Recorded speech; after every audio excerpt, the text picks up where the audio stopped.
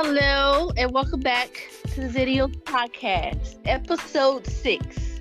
Thank you guys for hanging in there with us, being here on our 6th episode. Today we are talking about a little bit of violence, sex, some unnecessary racial slurs. No, it is not a Quentin Tarantino movie. It is what not to play at work. So, today we have Christopher and Amy and Shay and me, Tora. We have also decided to add in a tiny segment, if you will. We're going to talk about current events.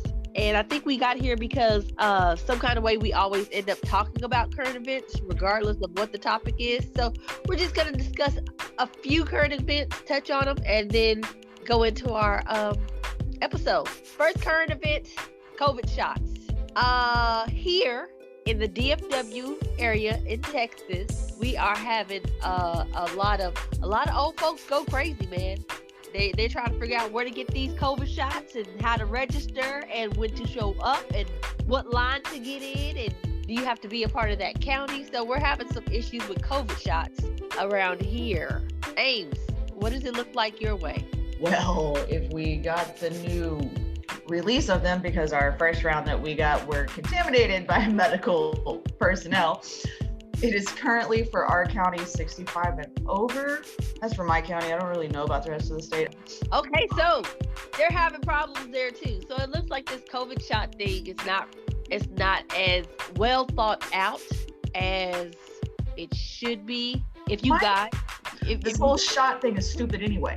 I mean, if you guys want to get the shots, that's great. I'm not a shot person. I'm not really okay with that. But if you want to get the shot, please get the shot. That way, it don't have to be mandatory, and I ain't got to get it. So, I love that. I would love that, too, because I barely had my kids get immunizations, and we never get a flu shot. So, please don't make me have to get some on them to get. Please. Thank you. That's me, too. That's me, too. I just don't. I'm just not there. I think we pretty much covered how the vast majority of us feel when it comes to this shot in, episode 1? Yeah, but you know what? There's a lot of people out there. We don't want to talk about too much because we're going to touch on the president and touch on the shot. Like, we were skipping over stuff. But, yeah. Well, there's a lot of people out there who want this shot, who really believe in these shots. And they, I know around here, the old folks is going crazy. Like, they want these shots. They stand in line at these shots like it's free money. So, if y'all want the shots, feel free to get the shots. Know that, I won't be in line. For a minute. Do what you do. So, our next topic, current events, the inauguration. I just would like to say that the sledge was in the building and Bernie did the damn thing. Yes, he worked them mittens, baby. Did y'all not see that? Best dressed at the inauguration? Whatever. Bernie was best dressed at the inauguration. I love Bernie, and Bernie was absolutely... I'm sorry, Michelle Obama was the dress up for me. Sorry. Michelle's hair was marvelous. I don't know who did her hair. I'm talking about the whole outfit, period. She stepped on there like a boss. You know what I'm saying? True enough, she when she first got up there on that pulpit on the thing, did you see how her hair was when he first got in the office? Did you see her walk out with the glorious hair this time, baby? It's called growth. You hear me? The hair was beautiful. I would say the hair was beautiful. Bernie's entire mood was me. His mood? Yeah. Oh no, his vibes was killing shit. His mood was me. He was just there. I didn't like Bernie when I lived in Vermont for 10 years. I'm really sick of the Bernie memes. He has turned into 2021's baby fucking Yoda. I love Bernie. And I'm over it. I didn't like baby Yoda. But as somebody who has legitimately lived under a Bernie rule, gotta tell you, Bernie's not what he's cracked up to. Bernie or Biden? Bernie. Sweetheart, I lived in Vermont for 10 years. No, I'm saying Bernie or Biden. Death. Oh, okay. Well, it is what it was on that one. Nothing we can say about that.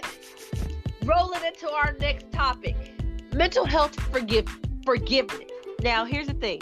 There was a friend of ours put out or reposted post of someone explaining how they thought that even if you have an episode and you say some foul stuff and you cuss somebody out, you should still apologize, even if you have an episode as far as mental health goes. I have a story with that I'm going to hold off on for just a minute, but I wanted to get you guys' opinion about mental health forgiveness, as in saying, should it be looked over or should it be addressed? If someone comes up to you in the midst of a situation, in the midst of a mental health breakdown, and let's say they just go completely off on you, should it be looked over? I'm gonna take this one. Okay. And I'm gonna take this one because I've been there personally, and I've been the one to lash out. 9 times out of 10, before it reaches that point, whoever's about to hit that point will isolate themselves and pull away. They recognize there's an issue and they will pull away. And like anything else, if you continue to poke a bear, eventually the bear will lash out. I reached that point myself back in late 2019. You at the theater? No. Oh, okay, because I was going to say, you don't have to explain that, but never mind. No, I had just relocated, readjusting to the family unit being a unit again, and times were a little rough. So I isolated myself because I know what my triggers are. So I pulled away, and I did everything I could to isolate myself because I know me, and I specifically, please just leave me be. And I kept getting this, and I lashed out, and it cost me 2 weeks in a psych ward. And it was the first time in 30-something years I had finally let everything that built up inside loose. Do I feel like I should apologize for the events of that day? Absolutely not. I did everything in my power to protect both myself and those around me, and I was still picked at.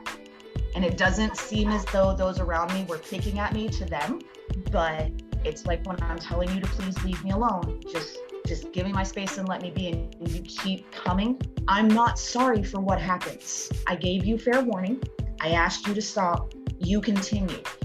There reaches a point when the person with the mental health issues, can't be responsible for the outcome of others. If you continue to pick at me, I'm going to snap.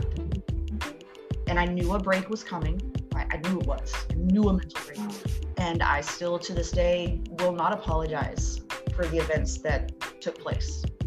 I refuse. Hey, I have a question, okay? Before you lashed out, the people around you were aware of this mental break that was about to happen. So the people around you knew that there was an issue here already at hand. If you don't mind me asking, do you take anything for it? I was court ordered to for 6 months. In general, no, I don't. I self-medicate with cigarettes. In fact, I am one of the rare people on the planet who actually has medical paperwork stating that I do need cigarettes. They are not a matter of I want them, I need them. If I were to go into another episode and my family calls the crisis center, it is actually on record with the crisis center that one of the questions they have to ask is, does she have cigarettes? It is actually written into my crisis plan. Okay, so therefore, your medication to say is cigarettes. So it's not an issue. Now, before I get into me and my thoughts on this, Christopher, you and your thoughts. Mental health, it's definitely an important subject for me, having been on different spectrums of that. To answer your question, not sure that forgiveness is. I'm not sure. I've been on the fence about it. Even reading that post and things of that nature. On the fence because there are so many. Yeah, there's so many variables, different illnesses, different situations that causes different reactions. So there are just some that I can honestly say the actions afterwards, during or before or after, sometimes you got to look at it and like, do I let that slide or do I let that, affect how I treat an individual or what my response to the situation? Some people use their illnesses for that excuse, though. For them to be able to act retarded, act crazy, or do what they want to do. Like, I know people who use that as a regular crutch. Oh, I cussed out because y'all know I ain't take my medicine today. Girl, that ain't got nothing to do with you cussing somebody out. Y'all know if that bullshit. Yeah. Yeah. I mean, you guys have all worked with me, been around me, seen me when I've almost reached a point and I tend to isolate, walk away. I know when it's not safe for others to be around. Most of the family can see when I'm starting to reach that point. I tend to do my best to let people know, but you can take as a clue. Innocent bystanders, I mean, sadly, there are always casualties of war. It happens. Do those people deserve an apology? Yes, if you aren't on the inside and you don't know enough, I will grant that, hey, look, I'm sorry you had to witness that. Do I feel like I need to apologize for everything that took place? No, I'm sorry you had to be there for that. And I'm sorry you had to catch what you had to catch. But I'm not going to apologize for what took place. Everybody has their struggles. Most people will give you a visual clue, whether they realize they're doing it or not. You guys have seen me countless times when you were in my presence do this. When I start to reach a point, this is how I find my center. This is how I bring myself back. This is how I keep myself in check. What are you doing? Because people can't see you. Oh, it's clenching my fist, and I will generally take my middle finger and dig it into the palm of my hand, right into that tendon. And Amy usually has long nails, FYI. Like I said, this one's hard. We discussed that in the pre-notes and everything. This one's hard, and I've battled with a lot of this for decades. And that's why I said it took 30-something years before I finally broke. It's easy for people to cast stones until they've been there. Now, I can say this.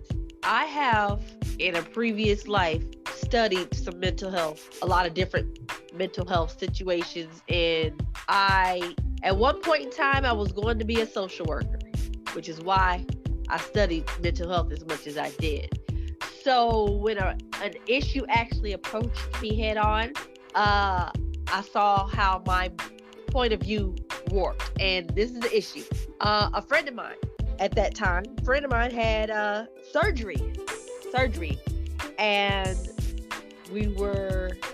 she was saying how she was going to get up and clean up some stuff. We were at an event. She was like, okay, I'm getting ready to clean. I was like, no. Have a seat. There's no reason for you to get up and clean.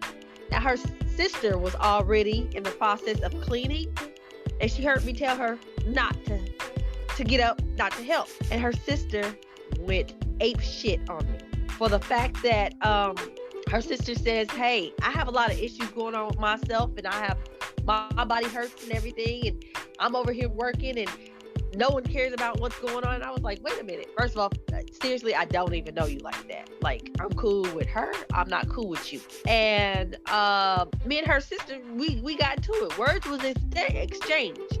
And I had to collect myself and realize, okay, let me chill out. She went to the other room and she cried or whatever. And that's when my friend told me, hey, my sister is bipolar. She has bipolar. And I was like, hey, first off, I didn't know this. This is not something I knew. I was unaware of. So the sister left. I was like, oh, okay. And so I'm still kind of upset, still kind of heated behind the situation. I go outside and the brother comes to me and was like, listen, you have to forgive her. It's the godly thing to do, is to forgive her. What we're not going to do is bring God into this, okay? Because she wasn't thinking about God when she said what she said, and I'm not on that right now. So later on, her mom came to me and was like, listen, she doesn't like to take her medicine. I apologize on her behalf. She has issues. Okay, so I said all of that to say this. I can understand to an extent. First of all, she has medicine that she refused to take. So that was not an excuse for me. If you have medicine and you know you need to take this medicine, and you go off on somebody, you get what you get. For the simple fact that you could have controlled that before it got to that level. I don't know your medical history, so I don't know what you have going on. Just like you don't know what I got going on. It could have been a shitty day for me too, and you just piled it up on me. So I wasn't accepting of that before, for the simple fact that she does have medicine. It's been over 7 years. She's never apologized to me. That was the day I stopped messing with her.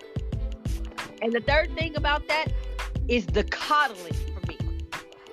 They coddled this woman. They just, oh my God, she's just, you have to be gentle and careful. But this lady is not gentle and careful with anyone.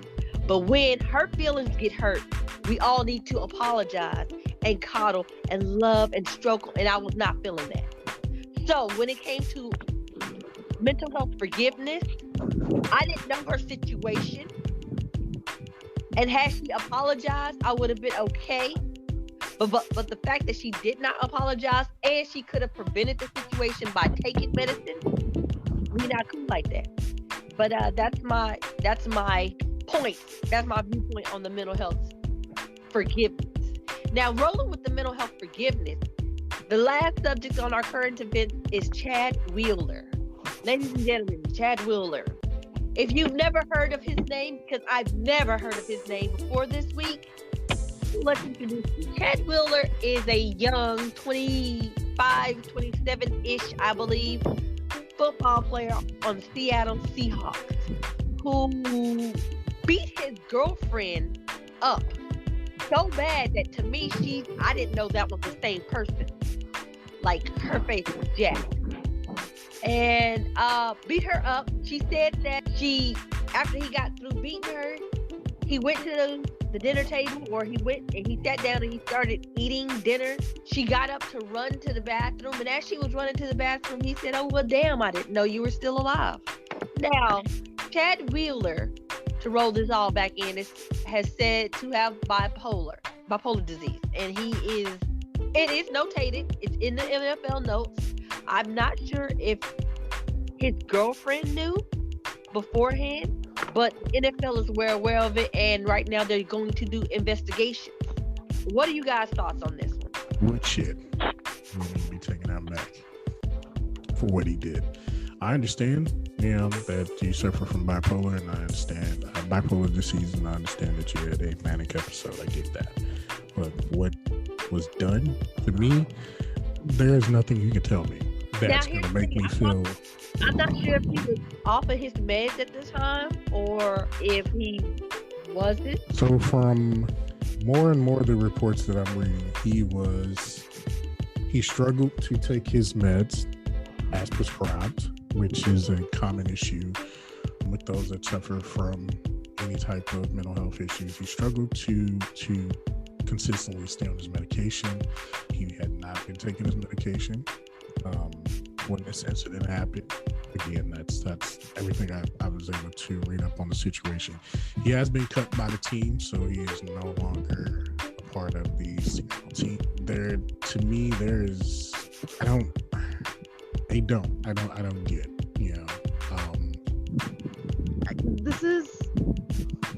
This is one of those ones I have mixed feelings on. Do I excuse his actions? No. Do I excuse his actions? Absolutely not. The sad part is because everything that took place during a mental break for him. It makes you wonder what led to that point. You hear one side of it, you hear her side. You will never truly hear his true experience of what led up to that. All he's ever going to know is he did it. The medication does suck. It does suck because the medication that I had been on and that those that are bipolar get, it's really shitty medicine. Your desire to be dead increases each time you take a dose. You become so incredibly numb. You feel like a walking zombie. And anything to feel anything. I was extremely grateful when I got out of the hospital and the doctor that I was seeing that became my primary care massively lowered my dosage because I have a politically correct, let's not completely screw your life diagnosis. I am basically bipolar light. if this actually came as a shock to anybody.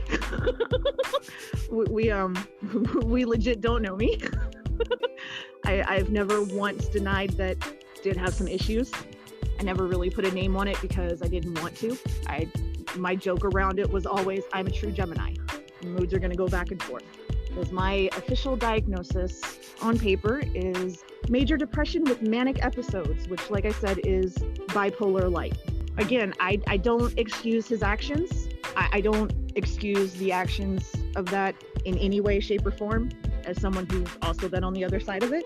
But honestly, we're hearing one side of the story, and his apology and his acknowledgement that he did screw up. And that puts me on the outside and on a very, I get, marginal group of people.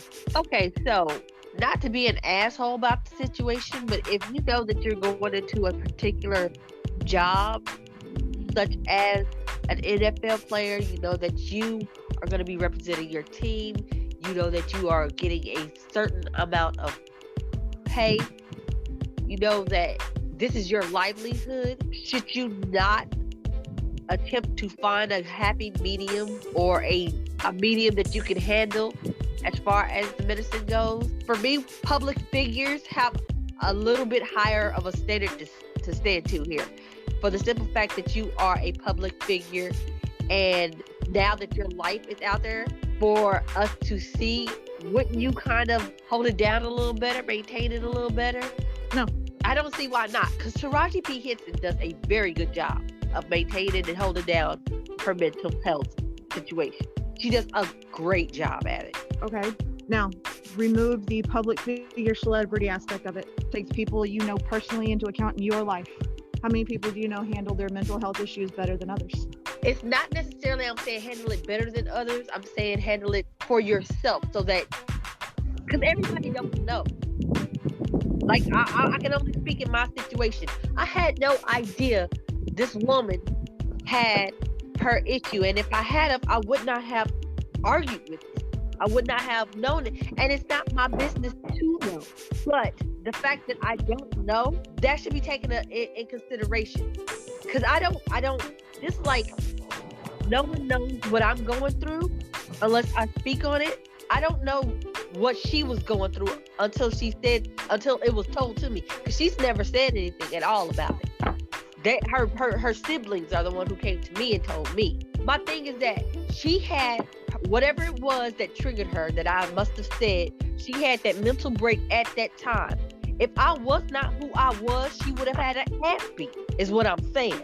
And I'm thinking in my mind, okay, you should definitely say something, or you should definitely make it a point to remove yourself from the situation or handle this in some kind of way, because not everybody you meet is going to be cool as I am about it. And as far as her, I don't know if the girlfriend knew. If she did or if she didn't, it's not her business, or it's not our business. And I guess it's not her business. Okay, no, let me go back. Let me rewind that. It is, to a certain extent, it is her business to know. And I'm saying this also speaking from experience. I had an ex with PTSD that I was unaware of until one night I woke up out of my sleep and got out of the bed, and 10 seconds later he was beating my pillow to a pulp because he was in the midst of a dream from his PTSD days, and he thought my pillow was an enemy, and I was laying there, which means that could have been me. He never mentioned it until that day, and when he did mention it, he tells me, I'm done with I'm cured. I'm cured from my PTSD. I don't have that anymore. And I'm like, I literally just saw you kill my pillow. So that scared me. And that was not okay because I didn't know.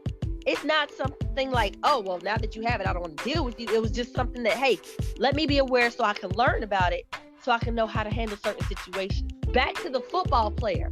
What is the proper way for him to handle that? Because if he didn't tell her and she didn't know, there's no way she could have handled that situation. However, if she knew, that's what I'm saying. Meds. That's why I'm saying I'm not excusing his actions, but the way I describe it is the way I describe it.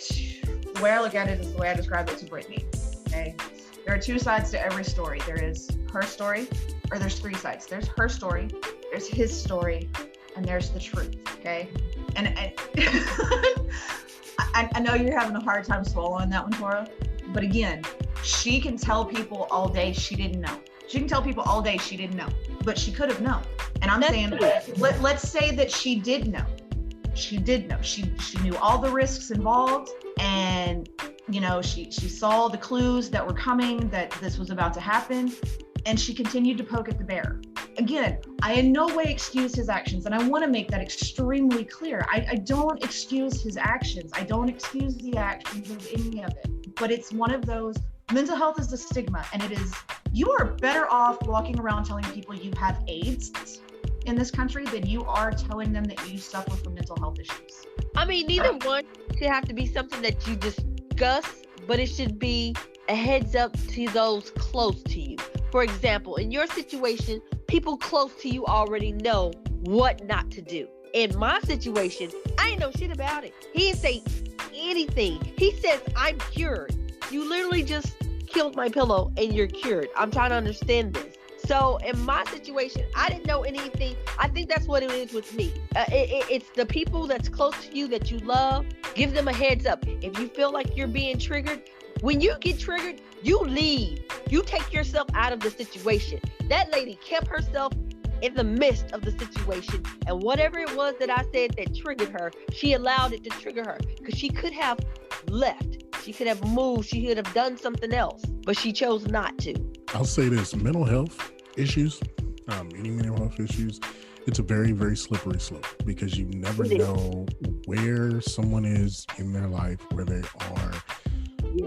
are, period. So to say that she could have removed herself due to a trigger, true and all, but we don't know where she was at that point, you know, where her mind was at that point, where her, you know, anything was at that point. Same with Chad, not to excuse any of the situation.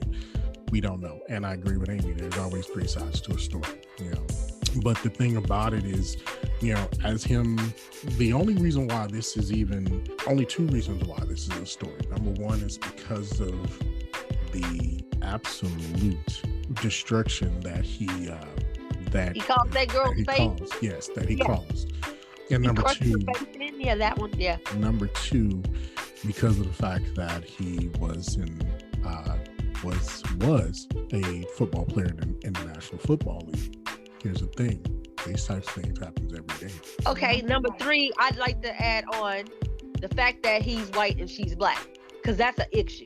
Whether we want to discuss it or not, it is an issue. It's a complete and utter fact. Because if he was black and she was white, what'd it look like? What'd it do? Yeah, I can guarantee you I know how that ends. What's that little dude on the Kansas City Chiefs? Come on, you know, quarterback. Mahomes, Patrick. If it was Mahomes,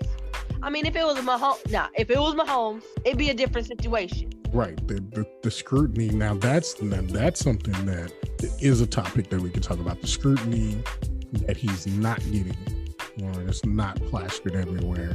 And this is a lot of things that I've been looking at as well, is that no one really talked about it. The day that it came out, it was a blurb across my notifications. Yeah, I didn't know anything about it. I really didn't. I found out later. I didn't know the basic story about it until literally maybe 8 to 12 hours after that blurb came across, you know, my phone, my notifications or whatever. But yeah, I mean. But then again, to play devil's advocate a little bit, then again, did we even know who Chad Wheeler was before this? No. We had no idea not unless you were a Seattle Seahawks fan. And even then, they might not have known him, because I heard he didn't get that much field time. I'm just saying, we didn't know who this guy was. Right. We had no idea. But I mean, again, this happens every day across the nation, across the world. And it's something that needs to be taken a lot more seriously. You know, needs to be addressed across the world, across the board. It just has to be.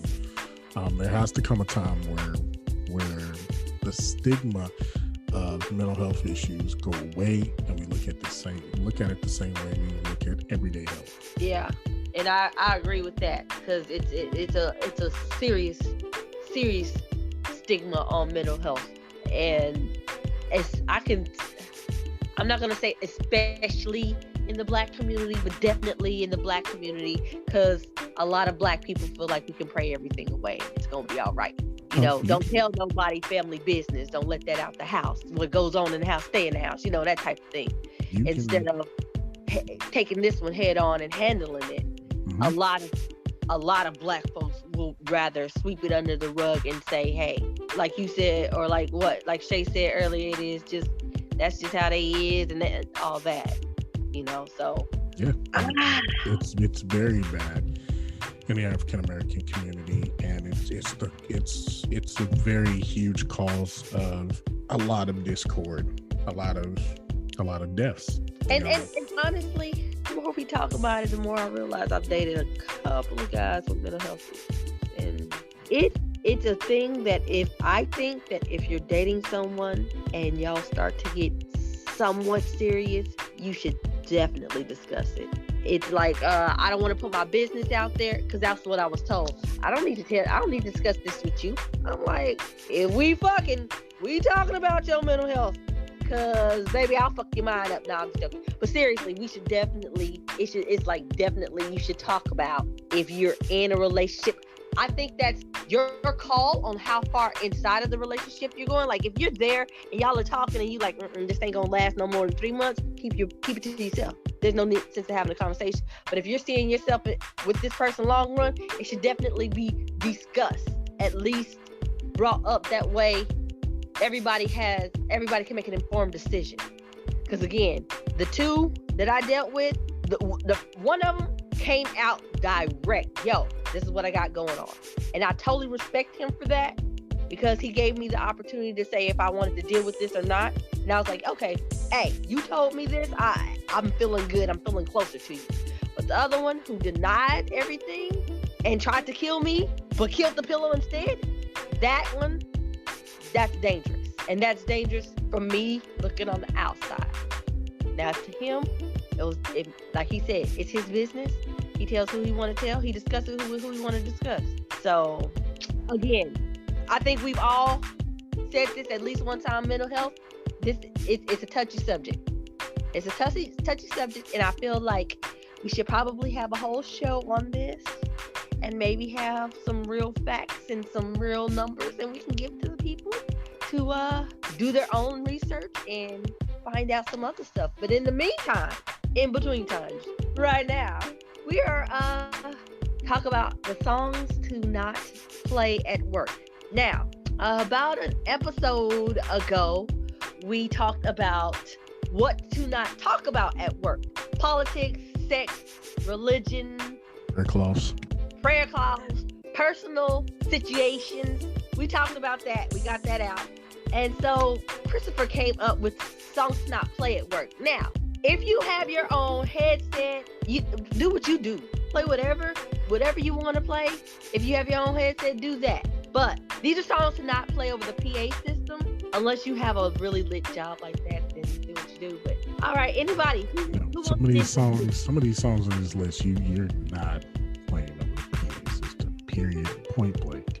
Like, these are songs that will so get you sent to HR so fast, so fast. So You'll be looking at the lady, and she'll be looking at you like, for real. What song is it that y'all want to dig into? I'd like to start with Kim. Can we start with Kim? Let's start with Kim. Kim is a song by Eminem, rapper Eminem. I guess some of the younger generation is familiar with him. Are they? I mean, I don't know. He's kind of fallen to the wayside. He's still okay. His Pokemon Go was hot. The cypher he did a couple of years ago was pretty hot. I think, like, my daughter, she knows about Eminem, but it's one of those. I can't believe we are that generation now. Jesus, it's one of those throwbacks, old school songs. Cannot believe we are that. But yeah, our age. We're gonna have to talk about that one day. That I got it. Eminem is this generation's Vanilla Ice. Is he? Oh, Vanilla Ice. Do we gotta do him like that? Yeah. We gotta do him. Oh gosh. We I mean, not as far as one hit wonder goes, but as far as white rappers, you ask this generation to name one white rapper, the one they're gonna come up with is Eminem. Our generation named one white rapper. Who do we come up with? Vanilla Ice. Snow. I don't know. I feel attacked a little bit, Amy. I feel like, wait a minute. I mean, hold on. Like, oh. Let me listen. I was thinking about this earlier today, like trying to have it register in my head that I'm the old person now. Like, No. I am not old. I am young challenged. I don't feel like it. No. But you know, in my head, I'm still 25. I don't know what nobody else is talking about. Shit, you still old, because in my mind, I'm still 17. Oh, okay. Well, shit. So back to Kim. What is Kim about, Chris? Kim, there's a song by Eminem written for his then wife, Kimberly Mathers. Lord. This one's a tough one because this guy was literally He murdered her. He murdered her several times. He murdered her in the song, in the cussed her out, called her every freaking name you could think of, and I'm just like, this was toxic. This was a toxic relationship. Very toxic relationship. Very. I think that when I put on this, when I decided that this should go on the list, it was mostly because I feel like the generation these days would be very much PC, and this song ain't it. They would be like, oh, he's calling her this, he's doing this, and I just felt like this wouldn't be a song to play at work because I think the younger generation would really shit bricks behind it. Now, when this song came out, we was like, damn, but then that's it. The kids these days, I don't think they would be. I think they would be more along the lines of picket and protest Eminem. That's my thought, but that's why I put it up there. Yeah, because I mean, yeah, this song was, for me, this song was awesome. Like, nothing against, It was creatively done. Yeah. It was creatively done. I think for lack of better words of describing it, but it was brutal. It was dark. It was dark. A lot of Eminem's music at its core is extremely dark. True. And he is one who has found an outlet for his issues.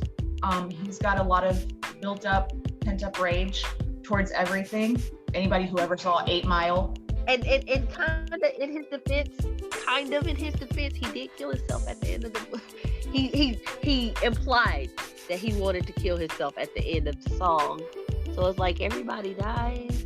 But his music has always been dark. It touches a place in you that you don't want to admit is there. I'm gonna be honest.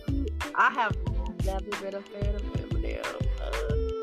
I admit that he's good. He's a good lyricist, but I've just never really let me sit down and pop this Eminem in. I couldn't recite any songs.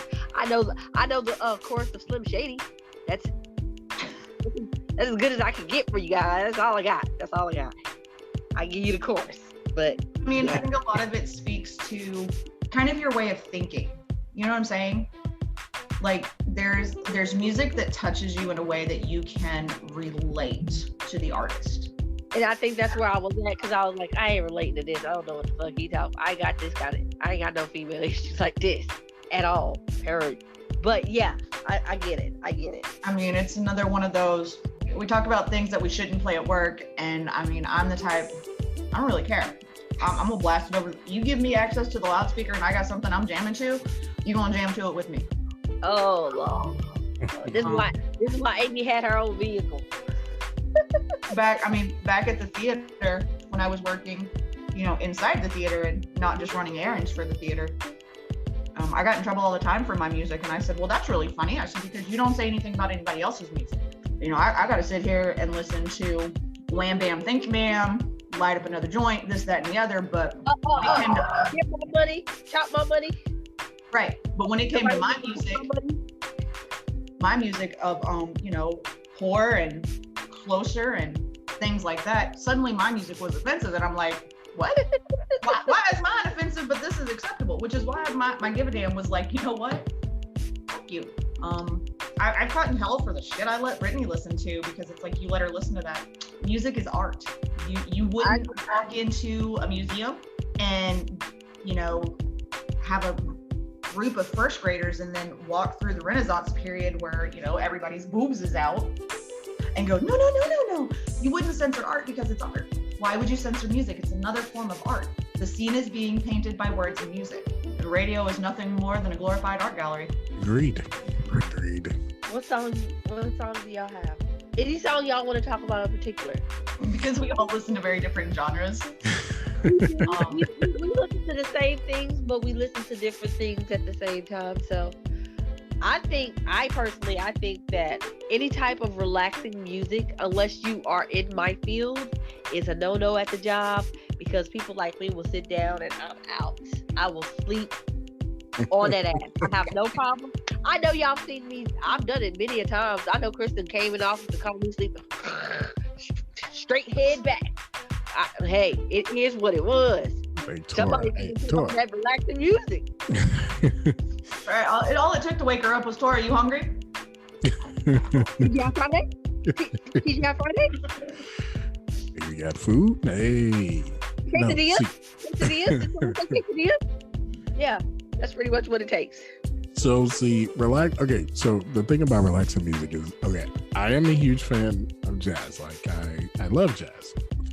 Unfortunately, jazz can put you to sleep. Mm-hmm. I'm going to sleep, man. Listen, shh. How many times let me quit telling all us. There have been many times I've been in an office and it's just lights out. You know, I listen to jazz because it's I love the genre of music, number one, but number two is it's something relaxing. You know, yeah. Changing mood. But here's the thing. There's certain jobs I don't need you to be relaxed in. If you're flying a plane, please don't be relaxed. Yeah, I'm not. All he's got to do is get it up in the air and get it out of the air. Once it's in the air, it don't matter. It does its thing itself. Okay. Relax, but like to an extent. Please be alert still. I need you to at least be alert. I ain't saying you got to go over there and mess with buttons all the time. I'm just saying, you know, watch the sky, bro, because them birds come out of nowhere sometimes. Okay, but let's reverse it. Let's say you've got a job that says if you want to play your music and you don't want to have to just wear earphones, it has to be relaxing. Your definition of relaxing and mine are very different. This is true. Okay. Because my definition of relaxing is listening to In This Moment horror. My definition of relaxing is 9 Inch Nails Closer. Those are songs I find relaxing. Words of Acid, ABCs of Kinky Sex. These are my songs. These are all the songs that get you called into the HR office. Right, but these are songs that I find as my calming. Very much. So it's up to the employer to define what relaxing is, so that we don't run into people like you. So that situation won't happen. It is going to be up to the employer, up to the general manager or whoever, HR, whoever's in charge there. Hey, define relaxing, because my neck, my back may be relaxing. I mean, because are we talking your definition of relaxing, my definition of relaxing, or are we talking music? Exactly. The music you want me to play, does it have words, or does it need to be the instrumental? I mean, what are we going with? So yeah, definitely that will be up to the employer, because again, we do have two different relaxing. I like the aura, the Zen music. I love the Native American flutes. I love that. And water, running water, just rivers and waterfalls. No, because I ain't trying to piss myself all day. So I'm not trying to fall asleep. I go to sleep to that. Running water. It's relaxing to me. Unfortunately, how many times you woke up wet? You repeat none. Thank you very much. None. Now my son, he's too with the story. Because I'm thinking to myself, running water, Indian flutes. I'm going to sleep. And I have a feeling I'm gonna sleep very well. Like I'm gonna sleep real Sleep good. great. You gonna sleep great. The best sleep I might have in years. Yeah, that's what I'm thinking. For me, relaxing is it involves all of my senses. So if I can smell something and I can, all of that. But anyway, that's just me throwing in my massage therapy and how I do what I do. But neither here nor there. So relaxing music, whatever's relaxing to you is probably not the best thing to. Whatever's relaxing to Amy is not the best thing to play at work at all. But for me, what I find relaxing is chaotic. Like the chaos is what keeps me. And that's, that's a throwback to the whole mental health thing. I mean, the more chaotic it is, the more calming it is for me because my brain it's the only way my brain knows how to go like this. I need the chaoticness of the music. So meditation does nothing. Okay. So what's the next meditation would be in an even worse state. So meditation does the opposite. That's horrible. It's all good. Okay, so next one. This one.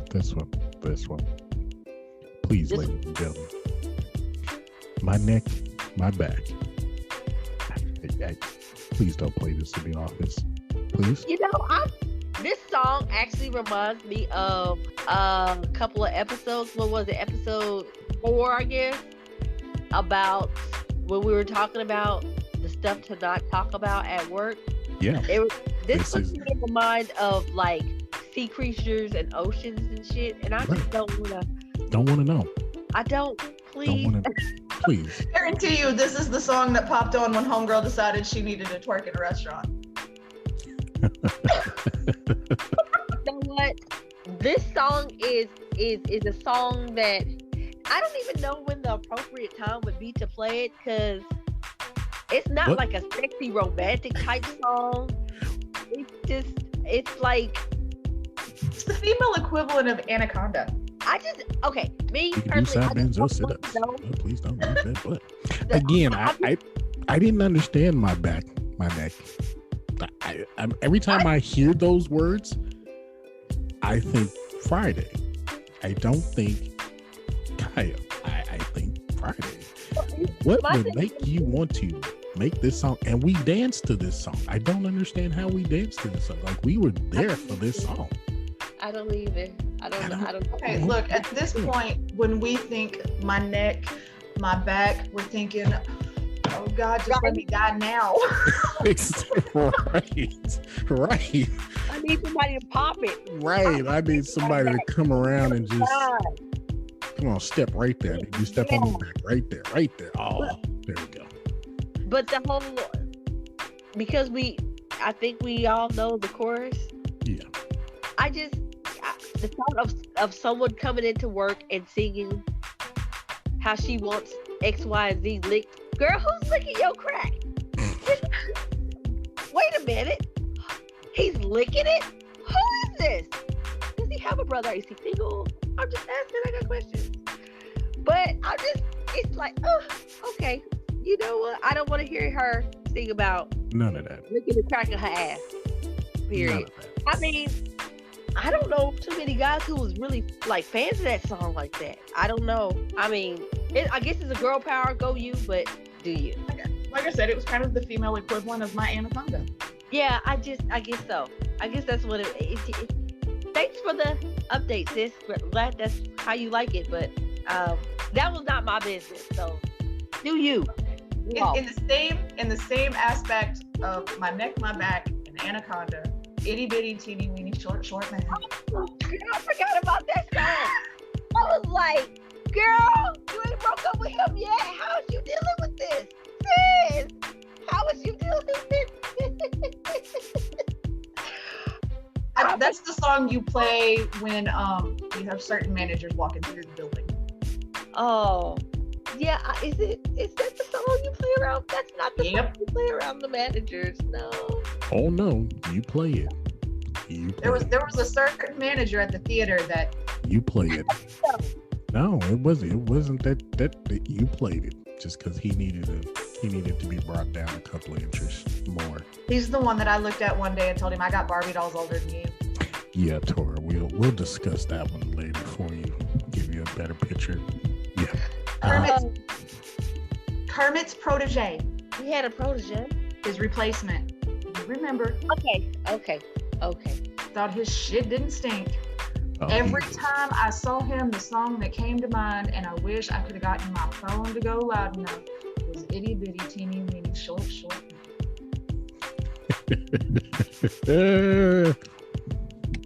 Because he had little man syndrome.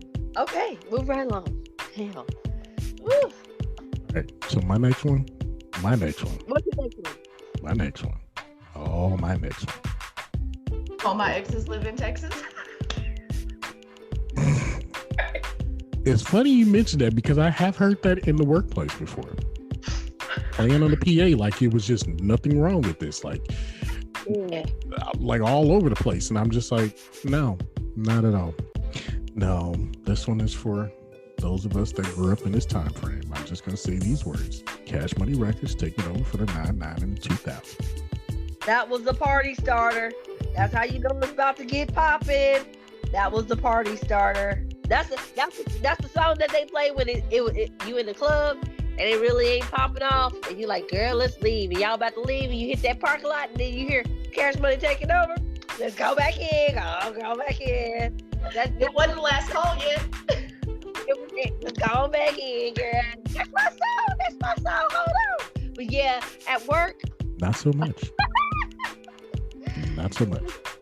for the simple reason that is what it does. That's the feeling you get. We don't need to play this one at work because No. there's No. always somebody trying to prove Juvenile right about working with some ass.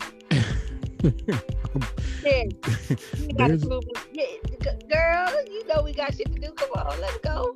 So There's you- always that one that's ready to back that thing up just too much. always that one. Always that one. Always the one. She the same one who's ready to drop it like it's hot too. Always. That one too. Yep. Always. That one too. Like, Right. please stop dropping it like it's hot. If you drop it like it's hot one more time, Back One it more up. time.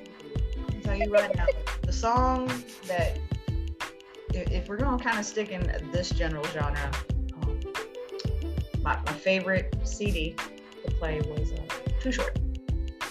Oh, anything. And- Don't do that at the job. And my favorite song on a particular album was or the particular album that I enjoyed. Really sad. Oh my god.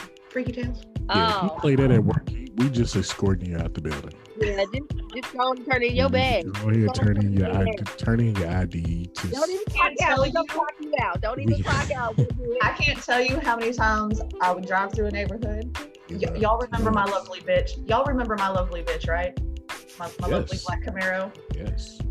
I dropped Too Short in the CD player one time. Drove through like my town, my little white bread American Texas town that I lived in. You know how many looks I got? Cause where does white girl come with that shit? I'm jamming. I'm like You got those looks because these are the tails. Freaky the too. freaky tail. These are the tails that we tell so well. Damn shame we know them lyrics. God dog, how old was he? Like 8, 9, 10? That song came out. Wait a minute, hold on. It is I'm gonna tell you totally right amazing. now.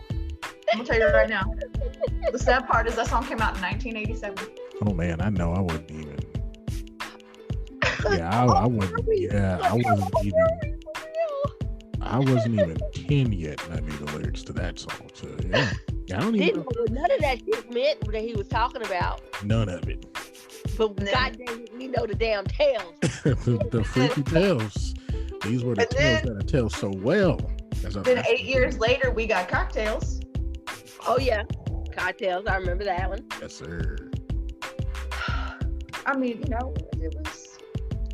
Boy, I tell you what, my brothers used to play that damn song so much. I'm like, oh my gosh. But you know what? Too Short just might have to go on the list. Period.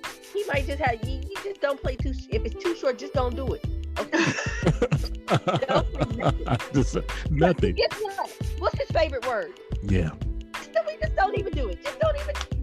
But you know, it's gonna come up every song. Just, you know what? Save yourself a trip to the HR and just don't play him at all. Just don't play. Maybe on your lunch break, but not on the clock. Not on the clock. And if you're doing it on your lunch break, right? Doing it on your lunch break. Please don't do it around nobody else. Because there's always going to be that one person that might go ahead and just turn you in. I'm so offended. I'm so offended. I'm so hurt. It's bitch. But that ain't how he said it, but that's his favorite word. Listen. But, you know, I mean, and then it's really sad to say that it was only the genre that changed when it came to music like that for me. It was, I went from that to In This Moment, where when you hear the name of the band, you don't think of songs like Sex Metal Barbie and Poor and yeah. Just the word Sex Metal Barbie It's a really badass song. Alone just disqualifies it from being played at work. Like, yeah. No. We can't have any of that up here. No. We can't have any of that up here.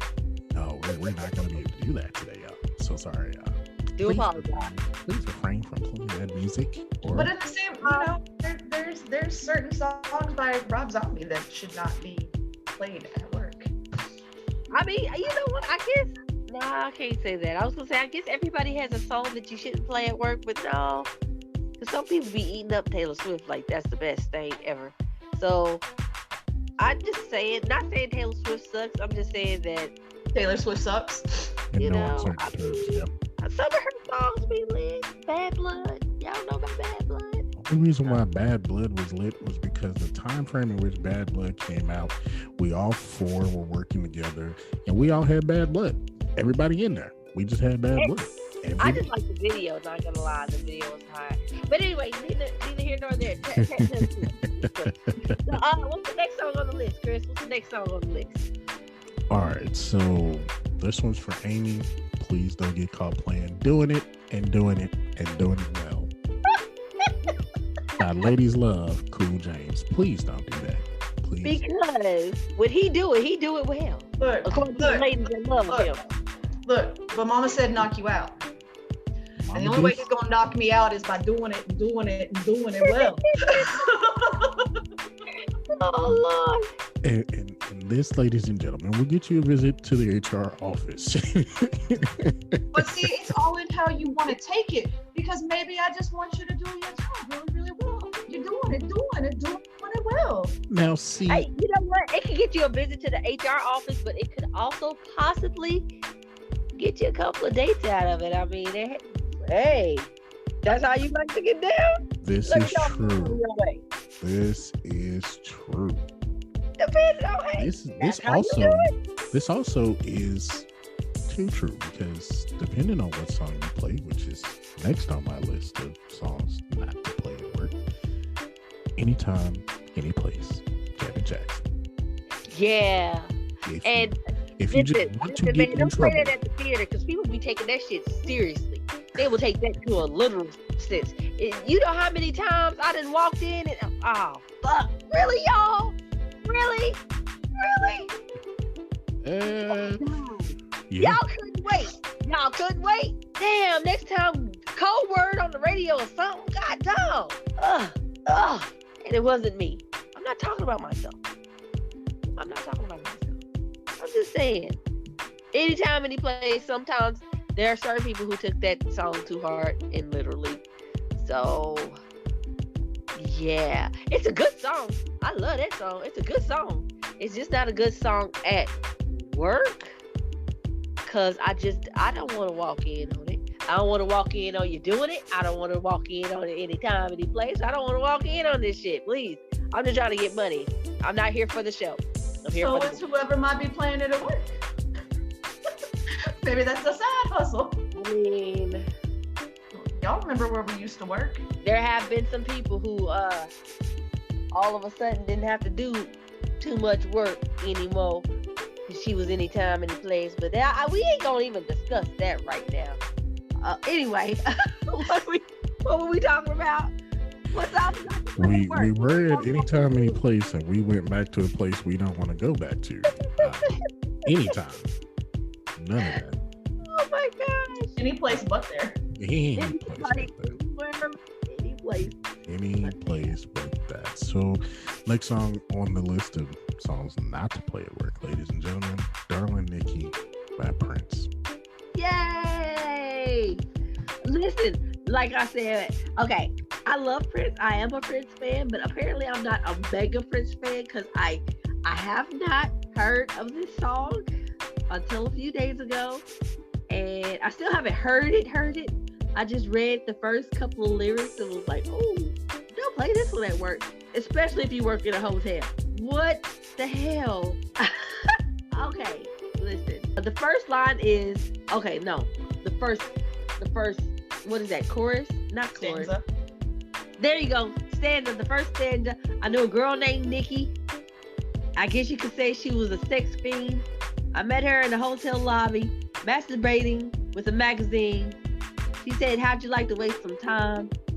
And I could not resist when I saw little Nikki cry. Don't play that around nobody. Keep that in the headphones. That's the first stanza. He's got like 3 more after that. Listen. If that's how he came in, you already know what type of party it is. So just, put your little ear pods on or whatever they're called and put your headset in and let that one ride. Listen, the last thing I want to do is catch you masturbating in the hotel lobby. I'm going to be pissed. Don't do that with a magazine. With a magazine? Who does that? Anyway, don't listen. Hey, say man. Warmed up, man. Not everybody can pull it off a LimeWire on a regular basis. Say man. Go to the car. Go to the car. There's no need to be in here. Don't be here with it. Go to the car. Go to the car. Yeah. I've seen your story. That won't stop me. Christopher. Yeah, going to the car causes problems that you don't want to walk out and see. Oh, listen, I would rather walk out and see you in the parking lot in the car than to walk in the lobby and just seeing you going at it by yourself. True. Damn it, Nikki was on her own level. I don't know who Nikki is, but well, the rest of the song definitely tells you Nikki was on something different. Yeah. Okay, you know what? I'm not even saying. Don't be hating on Nikki. I hate on Nikki. Do you think? But don't do it in the lobby. That's all I'm saying. I gotta walk through there. Please don't. Right. I would appreciate it. Fishing. Maybe she was fishing. Ew. I mean, she obviously caught something. Stop Ew. it. Stop it.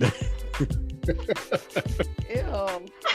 It sounds like it stinks. I'm sorry. I don't want any. Not in the lobby. Got to come back through there with the Febreze and all spraying down the couches and shit. Don't do that. No, Right. Just please don't. Not in the lobby. I know y'all know what it's like to come back and spray behind people. That shit is horrible. We don't want to do that. Don't waste my time. So, next song here on the list. The next song this one. The sad part about this song is that it has been played in office spaces multiple times. And I don't understand why, because obviously no one listened to the lyrics. Next song is In the Closet by Michael Jackson. But that's why, because it's Michael Jackson and no one listened to the lyrics. That's why it's been played many a days in many offices. In our office, Christopher. I know it was in our office because I played it. It was not supposed to be put played. you out there like that, but I was like, yeah, in our office too. It should not have been played in the office. But okay, explain to the people, why it should not have been played in the office. So the very first words of this album, of this song, of this track, okay, There's something I have to say to you. If you promise you'll understand, I can't contain myself when in your presence. Really? I'm so humble. Touch me. Don't hide our love. Woman to man. Excuse me, ladies and gentlemen. What are we doing at work? What are we doing? Gotta work. We're working. Yeah, okay. I mean, and then Michael comes in and says she wants to give it. What she want to give, Mike? What does she want to give? Imagine Michael getting anything. I'm so fun. I'm not even. Who's giving himself? And then Mike says, it's just a feeling. You have to soothe it. You can't neglect it. You can't abuse it. Yo, I swear I've heard this line from a dude before. Like, I swear I've heard this before. Like, this sounds really familiar. This sounds super familiar. Like, I've heard this when I was like 17 or something. This sounds familiar. And now you know where. And the chorus says, because there's something about you, baby, that makes me want to give it to you. Yeah, I swear there's something about you, baby. Just promise me whatever we do or whatever we say, just keep it in the closet. Unfortunately for me, I've had flashbacks of the closet at my jobs.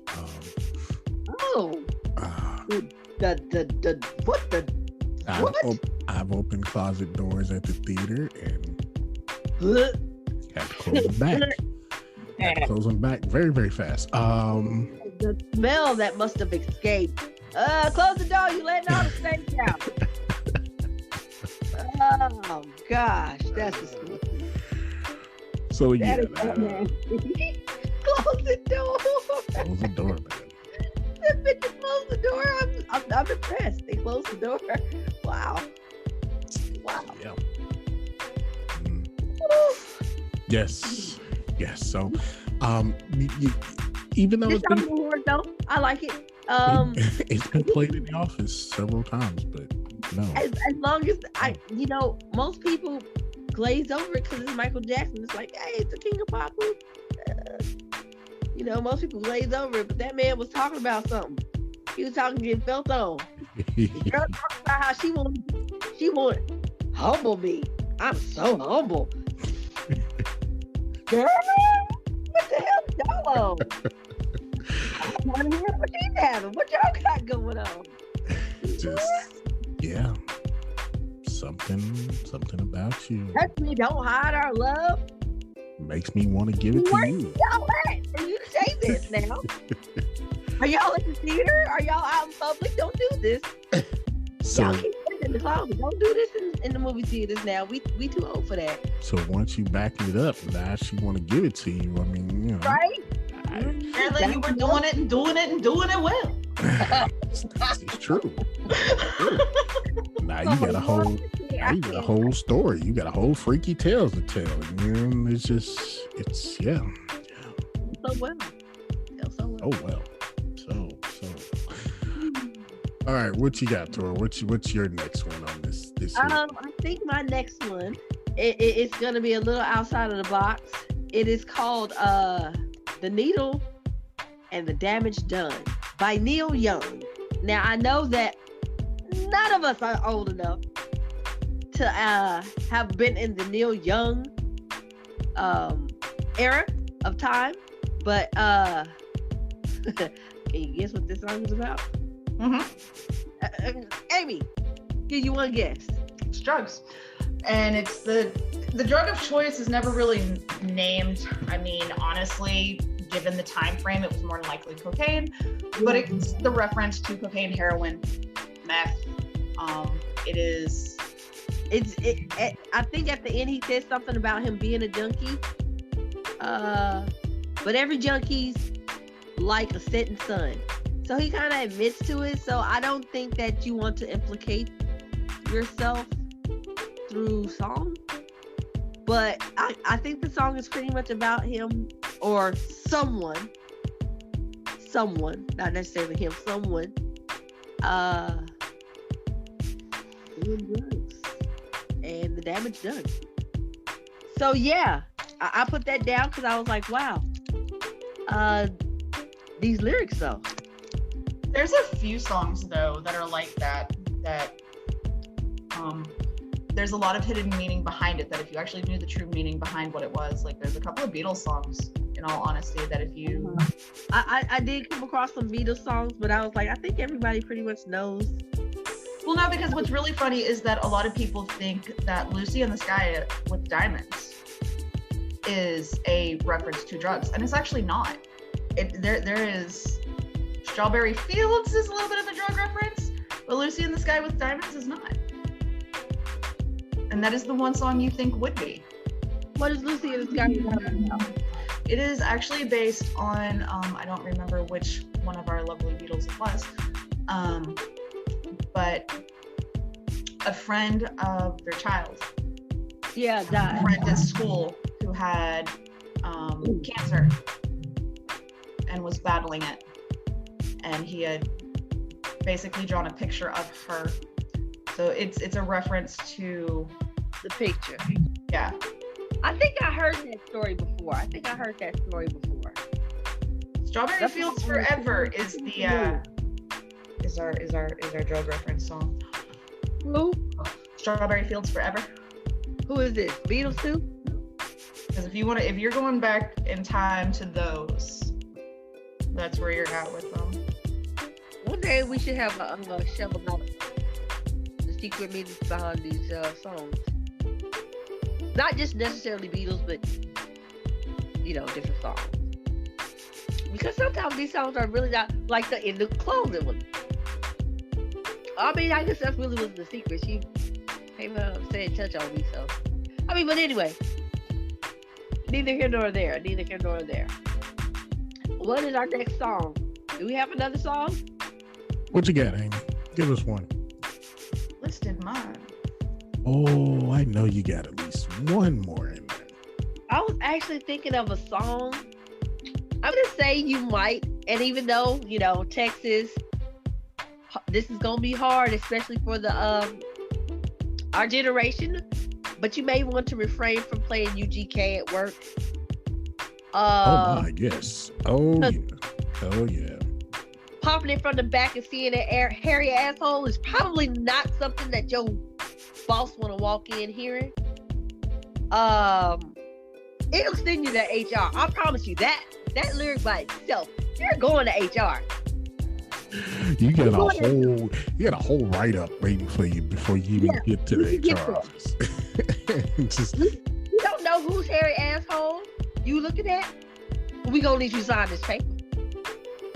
So yeah, anything UGK, you might want to refrain from that, especially some of the later songs where Pimp C was definitely like sticking. Yeah, don't get me wrong, I love Pimp C, I love UGK, but refrain unless you have them in your head. Refrain, because the whole Doggy Style album, we might want to stay away from that, because the title says Doggy Style. Let's just, you know what? Just leave it alone. the intro of the album should tell you off top. Just no, this is not what we doing at work. I don't care how many clean versions of the album you can find. Nope. Stop it. Don't do I'm it. pretty sure you don't want to have to go to HR and explain what it is. That is not no fun if the homies can't have any of it. So just leave it alone. I know. We all know it's no fun. We know it's no fun. Just. And while we talking that particular album, then we might as well just talk about the Chronic, the original Chronic album. I mean, because You know what? we all know they ain't shit. Your HR office, HR office is not gonna feel the same way. So just don't do it. Don't even the clean version. I mean, Dre did. And it sucks because all of these are such good albums. These are such classics. The from the Too Short to the Snoop to UGK, they're all classics, and you can't play the classics at work. No. Damn. No. Damn. Sorry. right. mean- you asked me to name one song you probably shouldn't listen to at work, and I wanted to make sure I got the title right. It's not until you actually look at the words written down that you realize, like, I know the lyrics to the song. I have rocked out to it live in concert. I want to know what is it? It's called Pussy Liquor by Rob Zombie. Well, hello, title. Yeah, I mean, just I know that. What's going to be at work? Listen, I know this song, and no. The irony is the content of the song is not what you think it is. Oh no, has nothing to do with nothing. But no. Mm-mm. The song is actually from the soundtrack of House of a Thousand Corpses. But I can't tell you how many times I've jammed out and gone to sleep to this song. This is another one of those. This is something I find relaxing. Listen, there's somebody. I'm not surprised though. Somebody would see this on your phone, just a little, just a little thing, a little avatar for it and everything, and then all of a sudden it's like, excuse me, AIM, yeah, hey, can we see you down, down the office? I mean, it does make you sicker. You do it quicker. I mean, yeah. I mean, all of these. I mean, Earl had a baby behind it, so we all know what had happened. He had a baby behind it, or he had a baby behind it. Pull up the lyrics and you'll I'm see. looking at it. That's why I was like, it was behind it, or was it in front? It is. Wait, and then Otis has his name, so I mean, Otis loves the girls. It is a very sick song on multiple levels. Keep in mind, this does come from one of the smartest men on the planet. I mean, you can say what you want about Rob Zombie. The man literally turned Mensa down. He is genius. Has so many aspects. The song is extremely sick and twisted. If you break it down and really study the lyrics, you will actually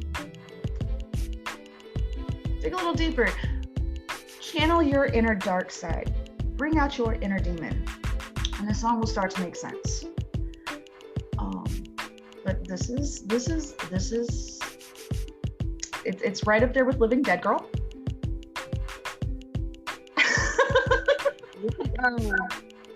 I'm looking at the lyrics. I'm gonna have to pass on this. This is the kind of energy I can't deal with. Not right now. Mercury retrograde. I can't do it.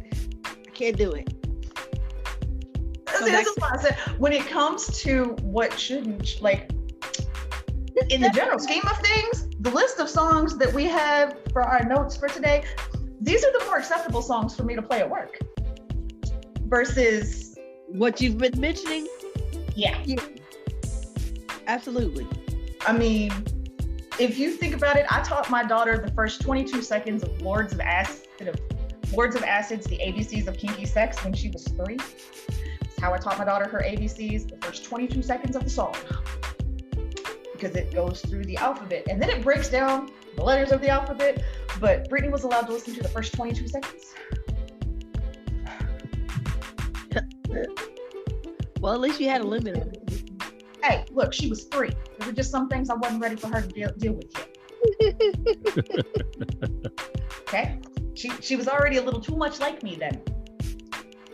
When I take into consideration what the child listens to now, I'd have been doing her a favor letting her listen to that back then. Speaking of listening to now, nothing. Negative, nope, nada. Please don't turn the radio on at work. Just stop. Ooh, you ain't lying, because all of it's trash. Don't do it. All of it is garbage. Please stop. All of it is garbage. Reconsider. Read some literature on the subject, but please don't do it. Reconsider. manager turns on his music and it is 90s throwback hits. Like the other day, I heard Effin' Waterfalls by TLC. I'll go chasing them. And I was like, what? And then I kid you not 2 songs later was Scrub. So you don't go chasing them waterfalls, and then you don't want no scrubs. Well, you just all messed up. I mean, if I got waterfalls, wouldn't I want to scrub? I can go ahead and get my dishes real clean. I mean, you know what? That's how old I am now. Listen, Like maybe I want this fool hanging out of the side of his best friend's ride, trying to holler at me. Then I can be done with him. Like I'm that old now. Like, all right, you good for a minute?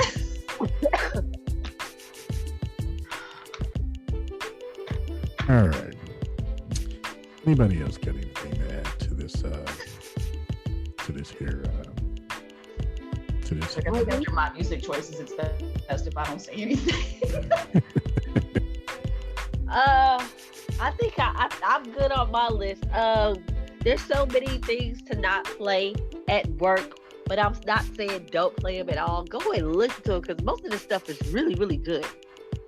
It's like really good songs. It's just not good for the job. It's not good for the workplace because, you know, rules, regulations, and HR and whatnot. Well, you work for a company that ain't got no HR department. Well, see, unless you work for yourself, then you play what you want to play. I'm gonna work for myself. My company just ain't got an HR department. What the hell you think I still got a job? Your company just ain't got an HR department. Lord, it's a fire. It's a fire. It's a dumpster fire. Dumpster. Very huge dumpster fire. And it's one that the trash company ain't gonna deal with because the big bosses don't want to pay the trash bill. So here's the thing though. You have a company that doesn't have an HR, and then you have a company that has an HR but act like it doesn't. So hey, you might be doing better. You might be doing better than you think you're doing. You might be doing better than you think you're doing.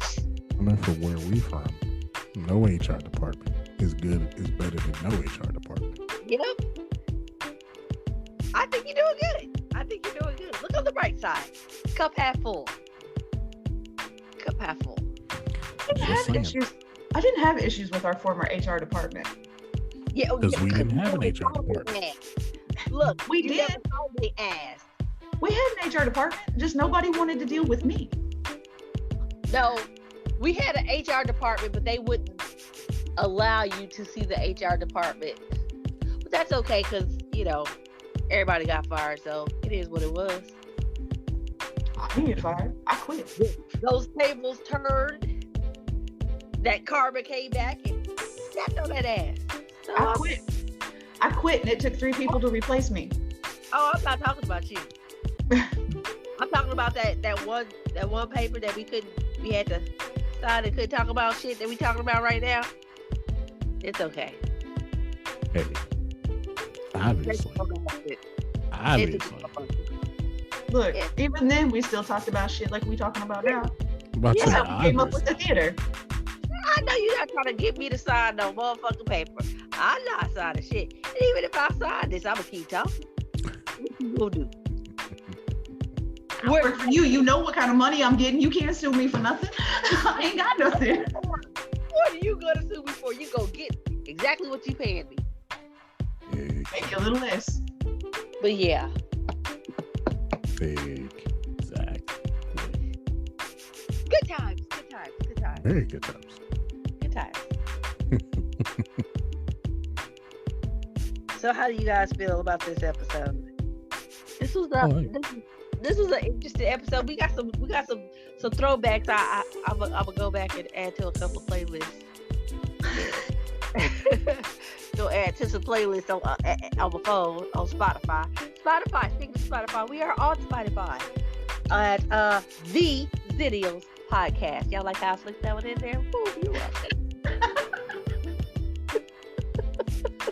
Love it. We are also on Apple, Anchor, Google. Check us out at the Zennials Podcast. You'll find us not only there, Instagram, Twitter, TikTok.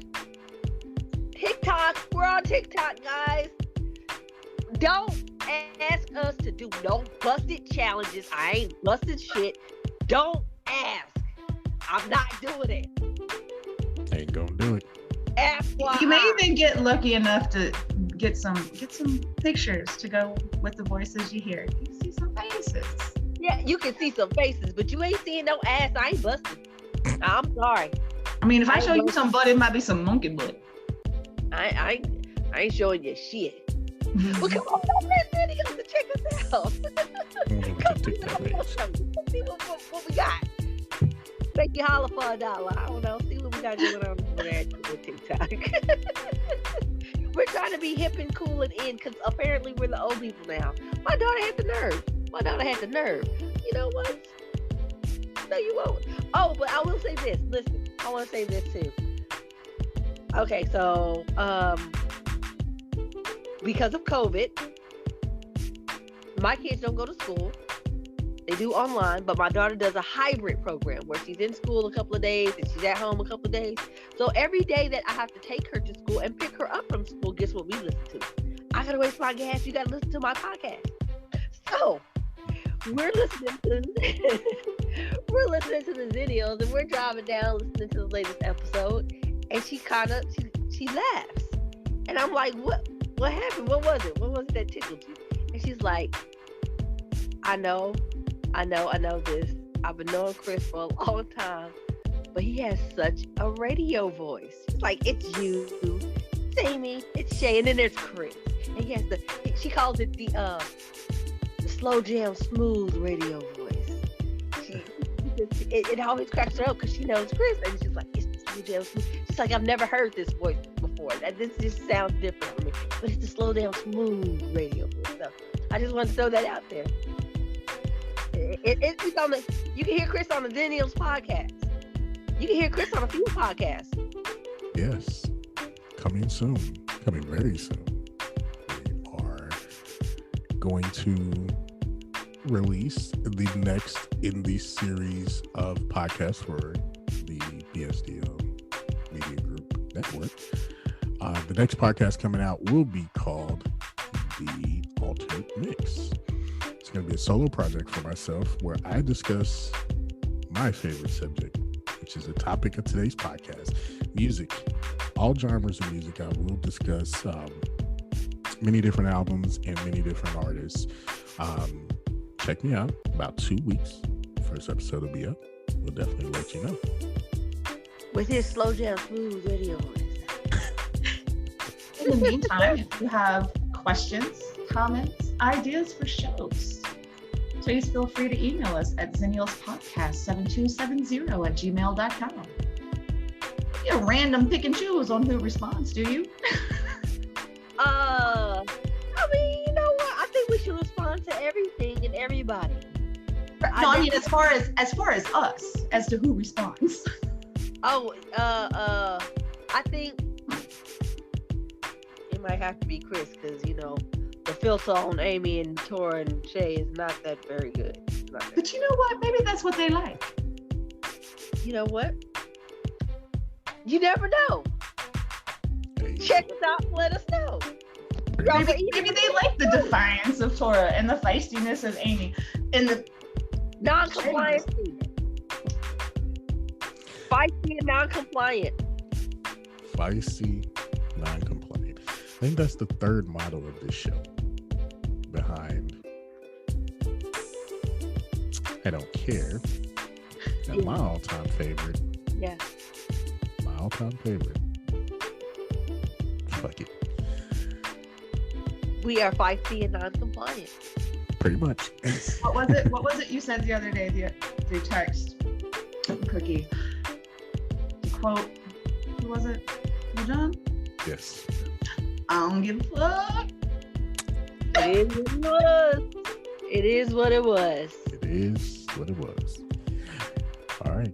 So that's all we got for today. For tonight. Sorry. I don't know what time of day it is anymore. Ladies and gentlemen, thanks for joining us. Say goodnight, Tora. Good night, Tora. Hey guys.